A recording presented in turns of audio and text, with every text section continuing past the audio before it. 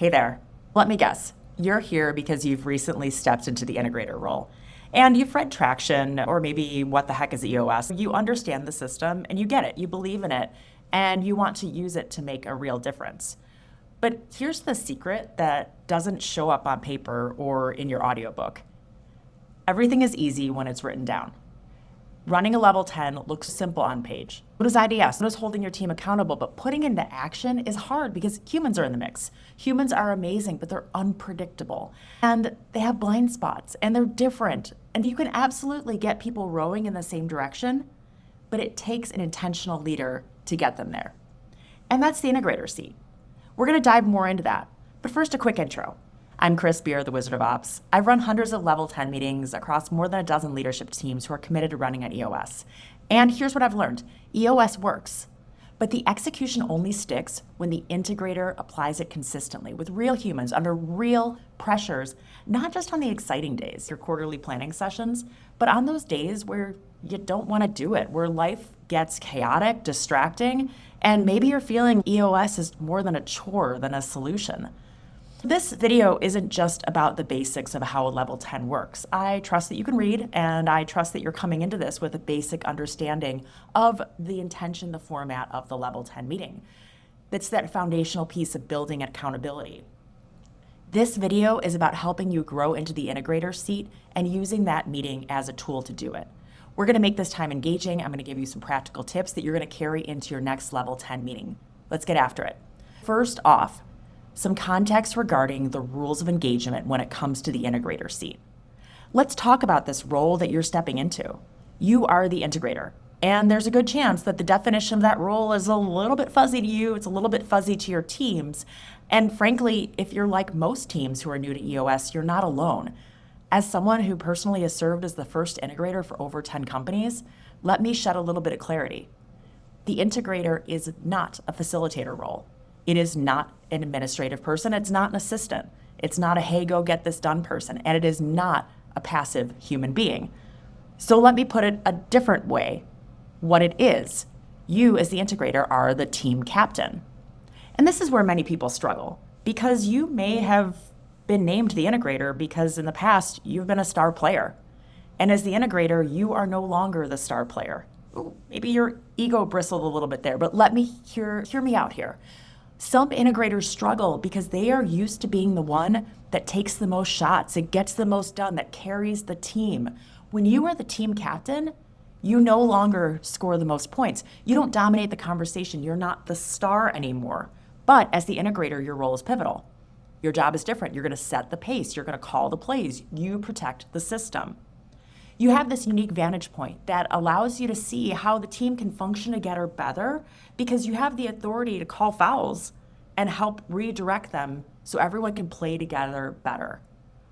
The team is relying on you as the integrator to keep the game moving, to keep people in the right positions, and to make sure that the fundamentals don't break down when things get intense.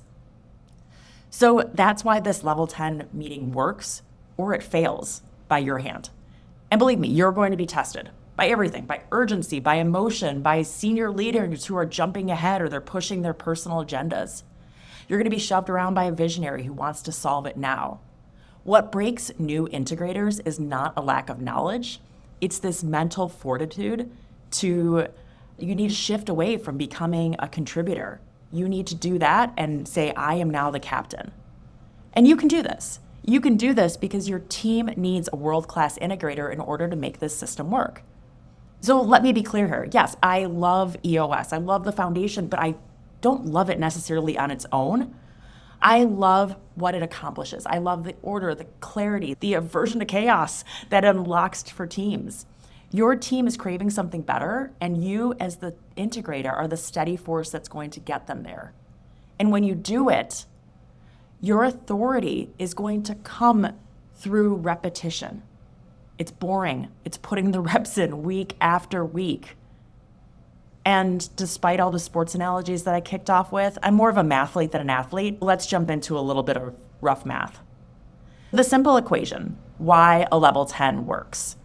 Before we go section by section, I'm going to go section by section telling you about the sections and pro tips and all that good stuff. Let's talk a little bit about the rough math of this meeting. The level 10 meeting is beautifully designed, engineered, and at its core, it has 3 parts. First, it's about 25 minutes of pure truth-telling. This is the reporting period. Scorecard, rocks, headlines, to-dos, kicked off by a segue. It's no opinions, no spin, just reality. And I'll tell you, even if you dragged your heels coming into the meeting with this notion of, we have nothing pressing to discuss, after 25 minutes of factual information about your business, you're going to shake the tree, and I guarantee you, you're going to have some meaty issues to discuss. Second, that goes into 60 minutes of focused issue solving. This is not what's frustrating you. It's not what's really urgent and whiny. It's the most important issues that the team needs to come together to solve. Then you move into the important section of committing. You're recapping what you're going to do. You give ownership. You make this commitment to move it forward. So it's truth, it's focus, it's commitment. Over and over, every single week, you're putting in the reps. And that's why this meeting has this potential to be a 10 every week. Level 10, get it right? Don't fear the 10, and please tell your team that. This meeting is designed to be a 10. How does that happen? That happens by starting on time, ending on time, coming here, being fully present, being willing to dive into the most important issues. Let's go section by section. First of all, we start with the segue. What is the segue? 5 minutes. It's a really important ritual. What's the purpose of this? In Traction, this level 10 meeting exists to create focus, discipline, and accountability. The segue sets the room so that can happen. It moves the team from their busyness, they're running around to doing the work, to running the business. And as the captain, you need to take that to the field. What's the format? Same words, same order every week. Hey team, let's go around the room, quick. Give me a quick personal and professional highlight from the past 7 days. We're humans, so we're going to get tripped up. How do we get tripped up? We rush it, we skip it, we say, that's not important, let's just jump right into it. We keep the updates really vague. And then the team never really leans into the game. What can you do as the integrator to take the segue and level it up? Here's a pro tip. Treat the segue like a ritual. Rituals calm humans. Calm teams execute better. And model what you want to hear. Share a real win from your department. Share something fun or challenging that's going on in your home. Be a human with other humans on your team. It puts you in the right headspace. It's part of this ritual so that you go in ready for the next part of the reporting section, which is the scorecard. Scorecard is 5 minutes. Again, quick, snappy. The scorecard exists so leaders can manage the business by data, not by emotion. And you want to structure it so that it's an early warning system. It serves up this small batch, 5 to 15 numbers of leading indicators that can be measured on a weekly basis. What's the general rules of the road here? 1 owner per number. The owner reports the number and says on track or off track. No stories, no storytelling, no justification. Where do we get tripped up? Exactly that. People explain, they defend, they justify. Why? Because humans are humans. And where can you level this up as an integrator? Here's a pro tip. Normalize the red. Green is on track, red is off track. Acknowledge it. Off track means the system is working. If you give people that space to occasionally be off track, you give them the space to ask for help from the team. Next, let's shift to the next section of the reporting period, with is rocks. Rocks, 5 minutes. As a reminder, rocks are your most important priorities for the next 90 days. You set these once every 90 days. You don't allow any in between. And when you're called to name the priorities, it forces leadership trade-offs. What's the format to follow here in the level 10 meeting? This is a weekly review of the progress on completion. To your team, hey, quick, simple, round the room. On track or off track? Off track, we're going to drop it down. It's going to go to issues. Where do we get tripped up here? A few things. One starts on or shortly after your quarterly planning session. That's that one day where you get together with your team and perhaps your implementer and you name your rocks. If you don't get crystal clear as a team on the definition of done, meaning if you don't agree upon the finish line from the get-go, you will not be able to get in alignment on the progress. So make sure you do that work. But speaking of progress, here's the next thing that get trip up. We aren't honest about our progress on the rock, or we haven't fully mapped out our plan to get there. Therefore, everything stays on track until the week 10 or 12 of the quarter. No one wants to be the first one to say, hey, I'm off track. How can you level this up as an integrator? Again, create that space, that safety for people to say, hey, I am off track. I'm not going to get punished. I need to raise my hand because I need some help. When you allow your team to do that, you create real trust and you actually cut through the BS and help your team move forward. Moving on to the next section of the reporting period, headlines. Headlines, 5 minutes, you're creating shared awareness. Not everyone can be everywhere. Let's tell some quick headlines about the people that we work with, the people that we work for. What's the format to follow? It's short, it's factual. You getting a trend here with the reporting period, quick and snappy? It's neutral information about our employees, clients, suppliers, the general industry landscape. Where do we get tripped up? We get gossipy, we get long-winded. How do you level this up as an integrator? Here's the pro tip. Acknowledge the emotion, the passion. Capture it, capture the crux of it, move on to issues if you need to. Captains keep this moving forward because you want to keep this reporting period crisp so that you can get the most out of your issue solving. The last part of your reporting section is the to-dos. What is the purpose of this section? To-dos are turning your decisions into action. And one thing that's really important here to note is that in EOS, you're expecting a 90% or greater completion rate on your to-dos week over week. Okay, do what you say you're going to do. Again, quick, snappy reporting. It's done or it's not done. If there's something that was done or not done and needs further discussion, drop it down to the issues list for further discussion. Where do we get tripped up?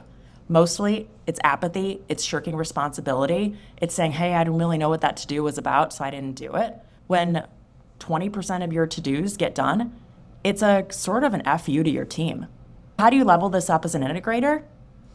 The to-do is the smallest unit of trust that we can deposit in our little trust bank.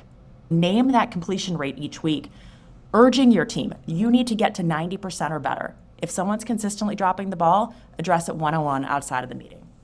We've kept it sweet, snappy, we've shaken the tree, on to issues. If we've done this right, we have 60 minutes, 60 focused minutes to get together as a team, identify, discuss, and solve real issues in the effort of not solving the same problem every day, every week. What's the format to follow here? Again, identify, discuss, solve. One issue at a time, keep them compartmentalized. Where do we get tripped up? Oof, many ways. Why? Frankly, because some critical thinking is needed here.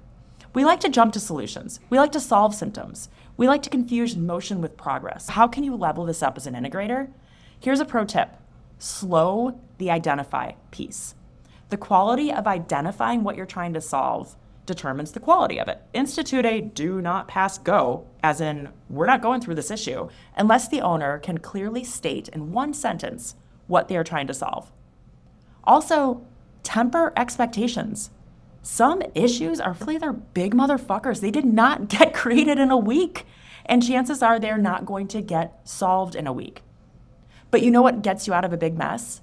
Critically thinking, without emotion, without being territorial about the root cause of the issue.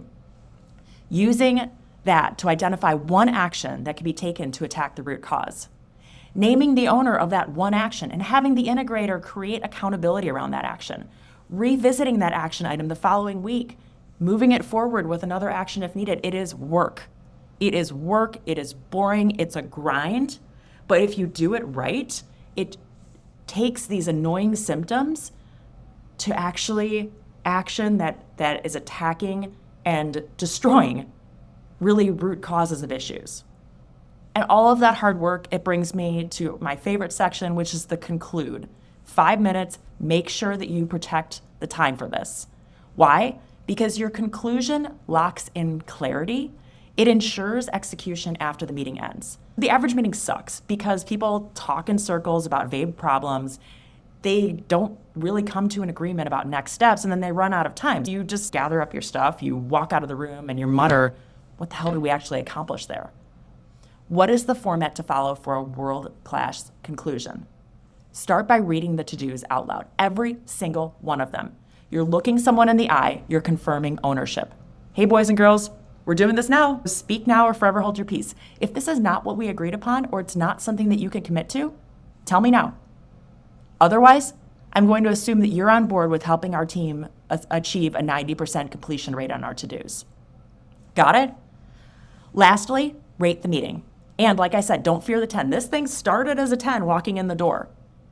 This thing has a true 10 potential, knowing that if we live into the potential of the meeting, did we start on time? Did we end on time? Did we select the most important issues affecting the business, or did we just go for the easy ones? Were we fully present in the meeting? Do we have our devices tucked away? Were we tuned into our number one team, the leadership team? Or were we distracted, or were we politicking or protecting our department? Where do we get tripped up here? We rush. We don't allow enough time for it. We score softly. How can you level this up as an integrator? I would say that you want to really preserve this time and, again, make it a sacred ritual. Learn from it. EOS is simple, but simple does not mean easy. It's going to get better the same way anything does, through repetition, through work, through discipline. It's through showing up again week after week, putting in the reps, reflecting, how can I get better? You as the integrator are not the star player anymore. You're the captain. So run the meeting, protect the structure, respect the hell out of the humans in the room, and challenge them. Know that this is going to get repetitive, and there are days where they don't feel like doing it, you don't feel like doing it. Do it anyway, and with integrity. Keep putting in the reps. This weekly work is how your team gets better. It's how you get the most out of EOS, and it's how you're going to grow in your integrator seat.